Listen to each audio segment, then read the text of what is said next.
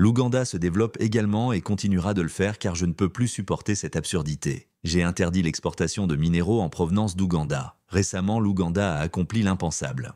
Interdit l'exportation de toutes les matières premières non transformées, y compris le poisson, l'or, le café et le maïs, complètement arrêté sans délai et sans compromis. Dans un monde qui dépend des exportations, pourquoi une nation devrait-elle arrêter son flux monétaire? Soumettons-le à une enquête. La décision soudaine de l'Ouganda d'interdire l'exportation de toutes les matières premières n'a pas été surprenante. Ce n'est pas une expérience impulsive ou un pari risqué. C'est le résultat d'une dépréciation subtile sur plusieurs décennies. Le cadre mondial n'a jamais été conçu pour que l'Ouganda conserve ses ressources, non pas parce qu'il n'en aurait pas. Cela ressemblait toujours à du commerce extérieur. L'Ouganda extrait des ressources ou cultive des plantes, les vend à des acheteurs internationaux, génère des devises et les utilise ensuite pour acheter des biens. Il s'agit d'une activité économique sur le papier. Il s'agissait en réalité d'un piège car l'Ouganda exportait de l'électricité tout en vendant des marchandises. Prenons le café comme exemple simple. L'Ouganda figure parmi les 10 meilleurs pays au monde en matière de production de café. Cependant, il est très peu probable que l'Ouganda figure sur l'emballage ou les bénéfices d'un cappuccino lorsque vous en commandez un dans un café à Londres, à Berlin ou à New York. Bien que les grains proviennent de l'Ouganda, toutes les opérations rentables, branding, torréfaction, marketing et vente au détail se déroulent ailleurs. Pour l'Ouganda, il s'agissait de centimes par kilogramme. Des millions ont émigré vers l'Ouest. Il s'agit d'un problème systémique et non spécifiquement ougandais. Un monde dans lequel l'Afrique continue de constituer l'épine dorsale de l'économie mondiale en fournissant des matières premières et où la richesse des industries des autres pays augmente continuellement. Le piège était en outre délibérément planifié. Ce n'était pas un hasard. Le colonialisme a semé des modèles en plus du vol de terre. Lorsque les Britanniques ont construit des chemins de fer dans le pays, ils n'ont pas relié les Ougandais. Ils ont établi une connexion entre le port, le plus proche, et les ressources situées à l'intérieur des terres. Tout était conçu pour l'exportation, pas pour le commerce régional ou la cohésion nationale. Le même argument était valable même après l'indépendance. De nombreuses organisations d'aide-banques internationales et partenaires commerciaux ont soutenu le message « Concentrez-vous sur vos forces et l'exportation de matières premières ». C'était considéré comme un avantage comparatif. C'était en fait une prison, car dans une société qui récompense l'éclat, que se passe-t-il quand on ne peut échanger que de la rudesse? Tu es le perdant. Et l'Ouganda a continuellement perdu. À chaque occasion, le poisson qui pouvait être mis en conserve localement était expédié. L'or reste à chaque fois sous forme de poussière et non de lingots. L'Ouganda perdait chaque fois des milliards de dollars de revenus potentiels lorsque son coton était transformé en Europe plutôt qu'à Kampala. Le monde a puni ceux qui n'ont pas atteint la ligne d'arrivée et n'a récompensé que ceux qui y sont parvenus car ils avaient travaillé dur. Les derniers actes de Museveni sont un règlement de compte, pas une exagération. L'Ouganda a déclaré qu'il ne participerait plus à un jeu dont les règles ont été modifiées au point qu'une manipulation était nécessaire. Il s'agit d'identité, pas seulement d'économie. Les Ougandais ont vu leur nation fonctionner trop longtemps comme un fournisseur et non comme une marque. Même si les produits proviennent de leur région, leur nom est rarement trouvé sur les étiquettes des marchandises internationales. L'interdiction sert également à l'adaptation culturelle. L'objectif est de retrouver la paternité. Il est constaté qu'une valeur est créée ici et pas seulement dans les lieux d'où proviennent les ressources.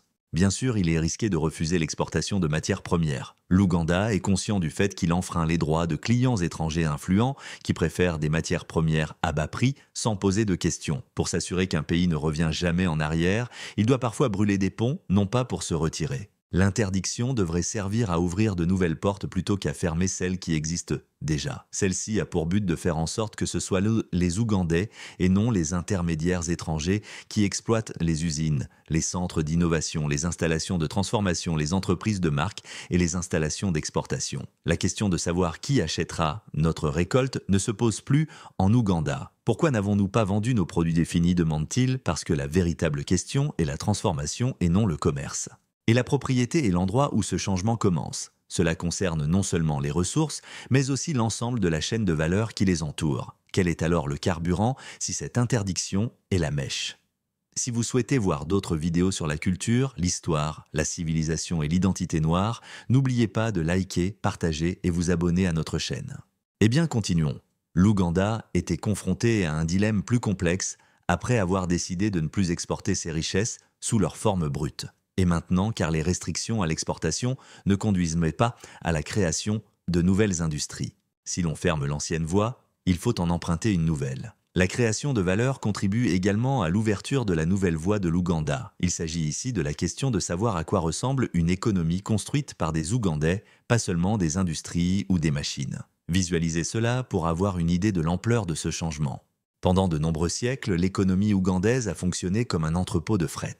Dès que les produits des mines et des fermes arrivaient, ils étaient expédiés aussi rapidement que possible. Maintenant, tout le modèle est inversé. L'Ouganda s'efforce de conserver les matières premières sur son territoire afin qu'elles puissent y être traitées, raffinées, emballées et marquées avant de quitter le pays au lieu de les transporter rapidement au port. Et il s'agit d'architecture, pas seulement d'économie. Il s'agit d'une transformation à l'échelle nationale.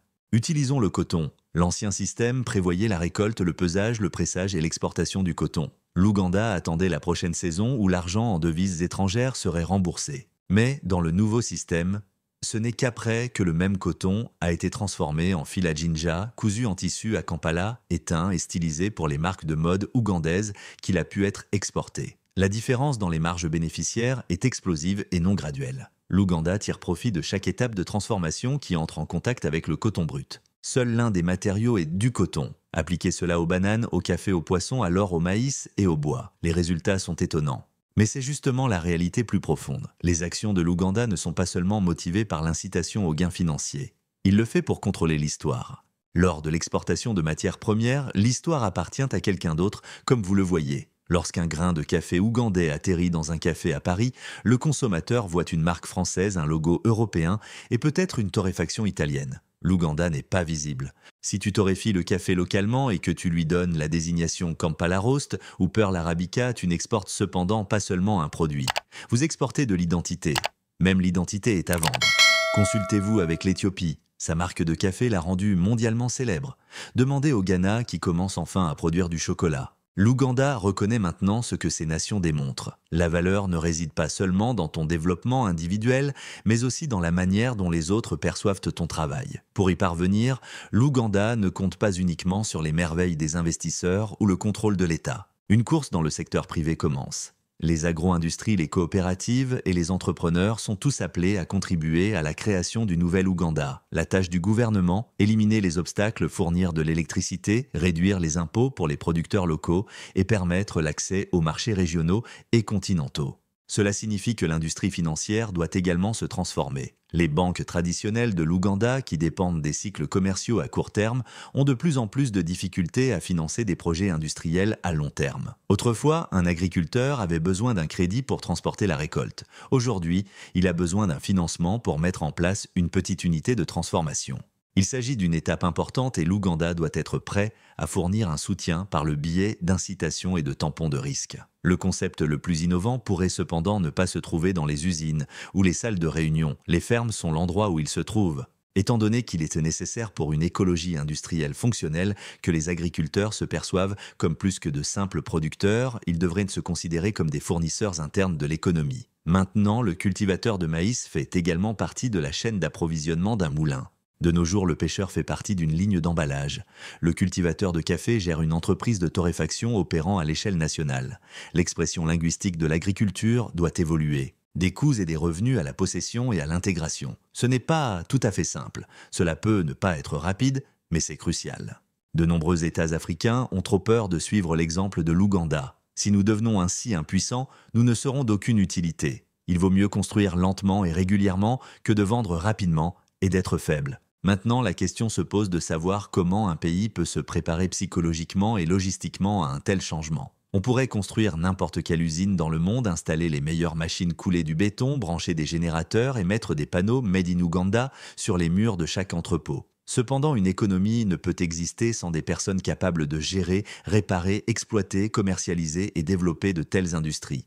Leurs meubles coûtent de cher. La transformation du capital humain constitue une phase décisive dans le cadre du nouveau chemin de l'Ouganda. Après avoir arrêté l'exportation de matières premières et établi un écosystème de création de valeur domestique, l'Ouganda fait maintenant face à son plus grand défi, préparer la population à posséder et à gérer cet écosystème. Il n'est pas possible de devenir technologue alimentaire du jour au lendemain.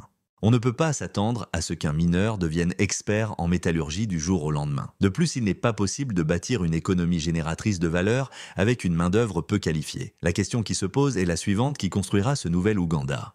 Tout d'abord, la nation doit reconnaître une dure réalité pour pouvoir y réagir en conséquence. Ses employés ne s'étant pas préparés à cet avenir. Le système éducatif ougandais était comme beaucoup d'autres systèmes africains postcoloniaux conçus pour former des employés de bureau, des fonctionnaires et des techniciens de bas niveau, des agents pour un système économique externe. Il n'était pas destiné à former des inventeurs pour l'industrie. Au lieu de transmettre aux étudiants des connaissances sur la gestion des laboratoires de sécurité alimentaire, la création de systèmes d'emballage ou la gestion de la logistique d'exportation, le programme incluait des cours sur la rédaction de rapports. Mais cela change rapidement. La formation professionnelle connaît un regain d'intérêt à l'échelle nationale. Dans des villes comme Mbale-Gulu et Fort-Portal, de nouvelles écoles techniques sont créées mettant en avant des compétences spécifiques à l'industrie, plutôt que des théories obsolètes. L'Ouganda forme enfin sa jeunesse dans des domaines tels que le contrôle de la qualité, la transformation agricole, la conduite de machines et le branding numérique, afin de créer de la valeur par elle-même au lieu d'attendre un emploi. Cependant, cela implique plus que de simples nouvelles créations. Il s'agit de changer de perspective. Trop longtemps, de nombreux jeunes en Ouganda ont été convaincus que l'obtention d'un diplôme étranger, une carrière dans une banque ou l'émigration étaient les seules voies vers le succès. Cependant, les médias, l'économie et le gouvernement coopèrent désormais pour changer ce récit. Un travail de spécialité ne peut pas servir de substitut. C'est la structuration de la nation. Un déshydrateur de fruits à Masaka a la même importance pour le destin de la nation qu'un diplomate à Genève.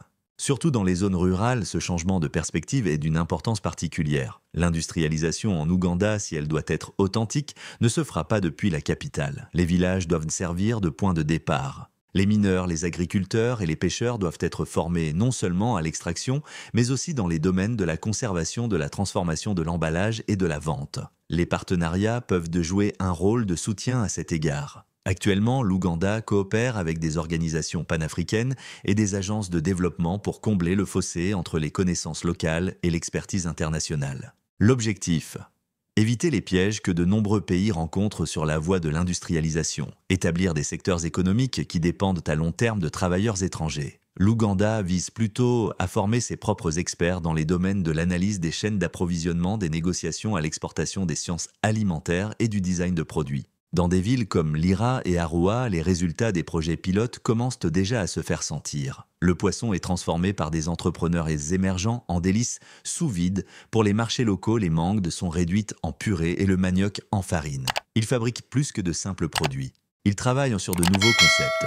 Ils utilisent le Luganda, le Swahili et le Runyankole parce que la fierté industrielle doit reposer sur la propriété culturelle, non parce qu'ils se tournent contre l'anglais. Cependant, il existe une autre perspective qui est parfois négligée. Affaire de femmes. Les femmes ont toujours joué un rôle indispensable dans l'économie des matières premières de l'Ouganda. Elles collectaient, triaient, déplaçaient, séchaient et nettoyaient les matériaux.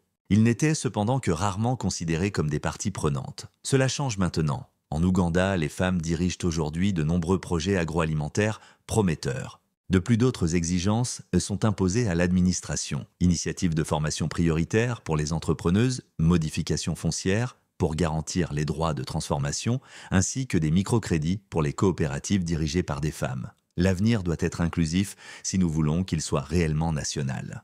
Cependant, cette impulsion pour les compétences va au-delà de la simple résolution des pénuries de main-d'œuvre actuelles. Il s'agit de se préparer à une économie mondiale qui évolue plus rapidement que l'Ouganda ne peut construire des routes. Logistique basée sur la blockchain, l'IA et la recherche climatique. L'Ouganda est appelé à produire non seulement des travailleurs, mais aussi des innovateurs, des perturbateurs et des intellectuels. Cela nécessite une transformation des institutions académiques, une connexion des centres de recherche avec les défis pratiques et l'assurance qu'aucun esprit brillant ne soit perdu à cause de la pauvreté ou de politiques inefficaces. Une fois que l'Ouganda aura acquis les compétences nécessaires, le monde commencera à prêter attention.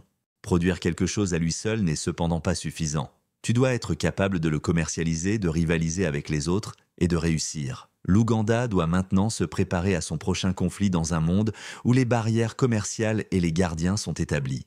Non seulement fabriquer des produits, mais aussi rivaliser pour attirer la clientèle. On pourrait s'attendre à ce qu'il suffise de créer quelque chose de précieux. Si l'Ouganda produisait du café torréfié de haute qualité, de la purée de fruits, du poisson emballé ou de l'or poli, il trouverait sans aucun doute des clients prêts à l'étranger. Cependant, c'est ainsi que fonctionne l'économie mondiale. Comme le commerce international ressemble davantage à un parcours d'obstacles artificiels qu'à une course libre, ce sont souvent les arbitres qui perdent le plus lorsque l'Ouganda gagne.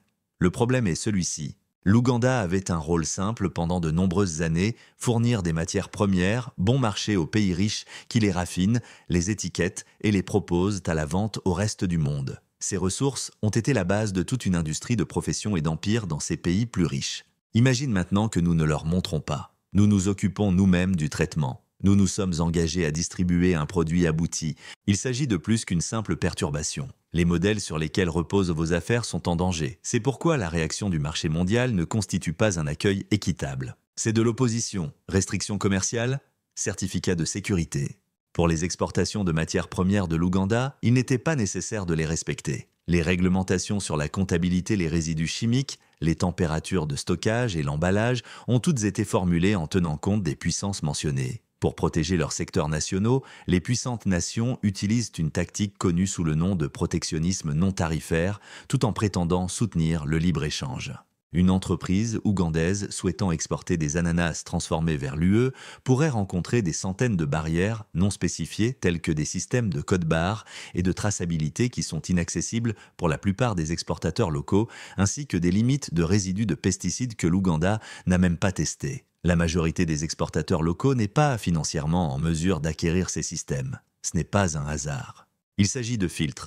L'Ouganda reconnaît maintenant à quel point ces filtres sont stricts, alors qu'il essaie de monter dans la chaîne de valeur. Quelle est la réaction de l'Ouganda à cela? Pas par des supplications, mais à travers la révision des règlements et le changement des alliances. Tout d'abord, la zone de libre-échange continentale africaine ZLECA, qui promet un marché de 3,4 billions de dollars et a été créée par des Africains pour des Africains, est l'un des cadres commerciaux régionaux et continentaux dans lesquels l'Ouganda intensifie son engagement. C'est crucial car cela permet à l'Ouganda de s'étendre régionalement avant de pénétrer dans la zone commerciale plus complexe dominée par l'Occident. Gardez ceci à l'esprit. Un produit raffiné à Kampala transporté à Nairobi, testé à Kigali et ensuite amené à Accra avant d'être présenté à Berlin. C'est le projet. Conquiert le continent avant de te confronter à l'Empire. Deuxièmement, l'Ouganda poursuit agressivement l'objectif de former des alliances sud-sud avec des pays comme la Chine, l'Inde, le Brésil, la Turquie et l'Indonésie. Bien qu'ils puissent encore rivaliser, ces États offrent souvent des alliances commerciales plus pratiques, moins de barrières réglementaires et surtout un objectif commun de réduire les monopoles occidentaux. Cependant, l'Ouganda utilise plus que des moyens diplomatiques. De plus, il investit de l'argent dans les informations commerciales. Il est important de comprendre quelles certifications devraient être visées, quelles plateformes numériques devraient être rejointes, quels marchés sont nécessaires et comment l'histoire de l'Ouganda peut être communiquée efficacement. Il existe également une autre réalité ici. La force réside dans le branding. Des produits en provenance d'Ouganda qui ont été transformés doivent être de qualité supérieure.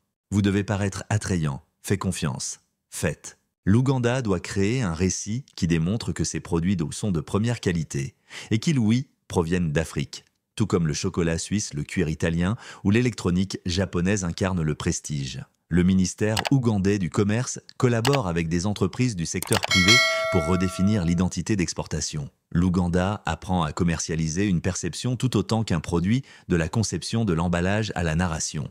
Dans l'environnement actuel, la perception est plus importante que le prix. Malgré de nouveaux marchés, une gestion de marque réfléchie et une stratégie intelligente, l'Ouganda doit cependant être prêt à tout moment à faire face à une chose: vengeance. S'ils craignent de perdre le contrôle des ressources africaines, des entreprises de renom pourraient utiliser des lobbyistes, des avocats commerciaux ou même des campagnes de désinformation pour stopper l'ascension de l'Ouganda. D'autres pays qui ont tenté de s'élever ont également fait cette expérience.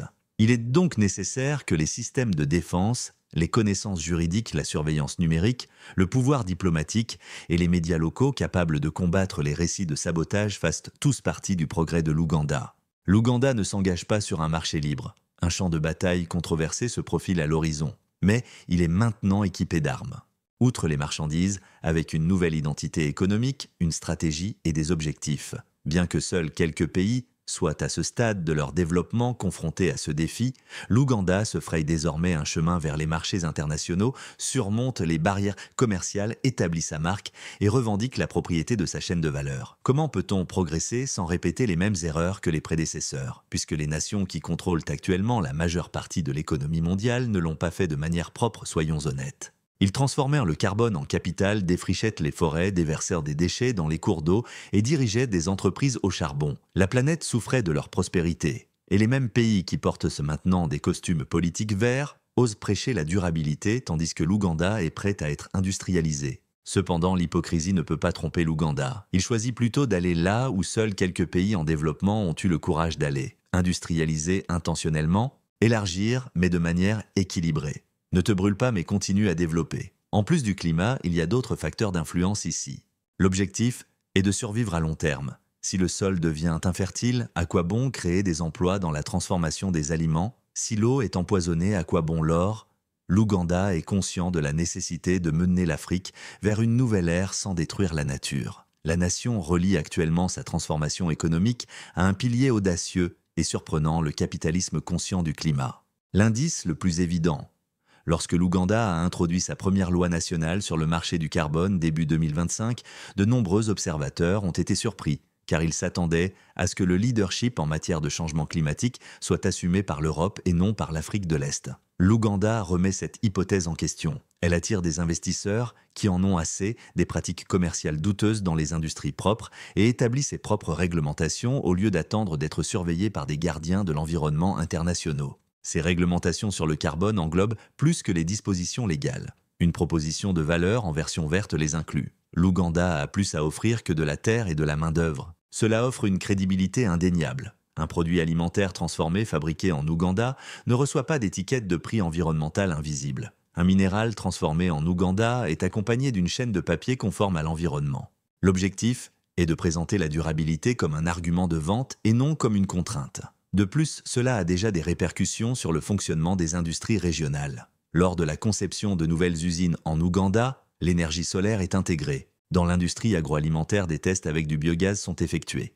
Les torréfacteurs de café utilisent des séchoirs éco-énergétiques. Il est remarquable que certains parcs industriels soient conçus comme des économies circulaires où les déchets d'une industrie servent de ressources pour une autre. Le carbone n'est cependant qu'une facette de la protection du climat. Il s'agit de personnes, c'est une indication de terre. Cela représente un symbole de justice. Les réformes de l'utilisation des terres d'Uga modifient donc subtilement les zones rurales. Le gouvernement soutient le zonage intelligent sur le plan climatique en établissant des centres de transformation agroalimentaire à proximité des communautés agricoles existantes. Cela réduit les émissions de transport et permet aux agriculteurs d'être des partenaires de production plutôt que des victimes du développement industriel, évitant ainsi la persécution des écosystèmes sensibles et le déracinement des communautés rurales.